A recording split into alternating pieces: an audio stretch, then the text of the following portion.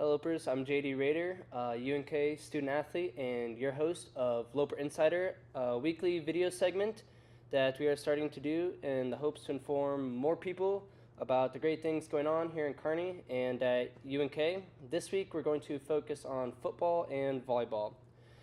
We are joined by Jayson Jorgensen here, the voice of the Lopers on 93.1 FM, The River, the official radio partner of Loper Athletics. Well, Jayson, let's dive into it and talk a little bit about some volleyball and football.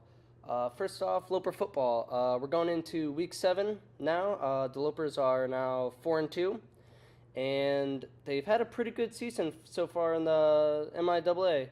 What do you think has made the team this successful up on point this year? Well, JD, I think they've been better across the board. If you look at it, they've been better on offense, been better on defense. Special teams have been better. I think Coach Lynn is very, very pleased with how in year 2 everything has really come together.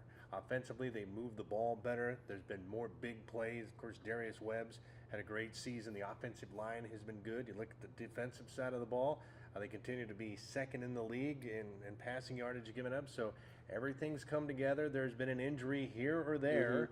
But they're 4-2. They're 4-2. Maybe should be 5-1. But things are looking good as they go into this one this week. Yeah, no, I agree. So this week, Lopers are traveling down to Maryville, Missouri to take on Northwest Missouri State. Pretty good team, number 13 team in the nation. What do you think the Lopers are going to have to do to give themselves a chance to win Saturday? I think it's got to be the same recipe it's been. They need to run the ball effectively on first and second downs. Pass when they want to.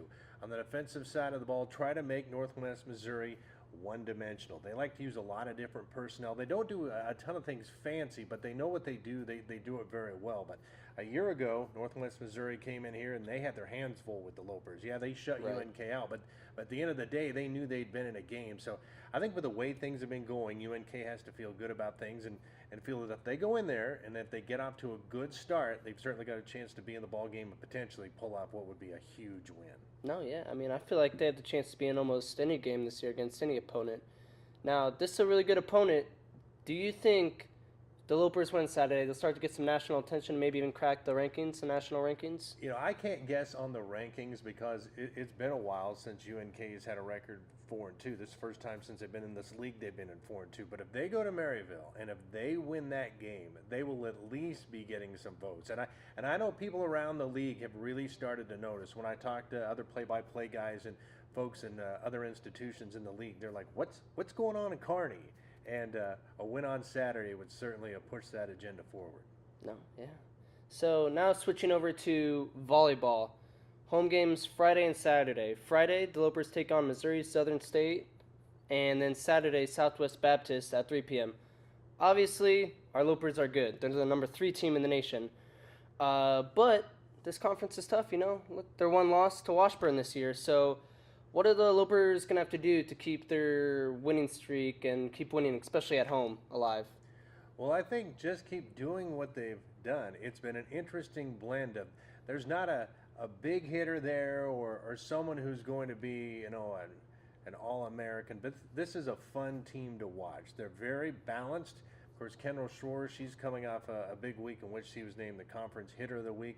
Lindsey Smith, she was the co-specialist of the week. But this bunch, they played a ton of volleyball. They know what Coach Squires wants. They dig and pass extremely well, and they're one of the best hitting teams in the league. So I say you just keep it going, and they got a chance to continue to put some wins together here and potentially catch Washburn at the end. Yeah, no, I wouldn't say one of the best, but also one of the most exciting to watch, in my opinion.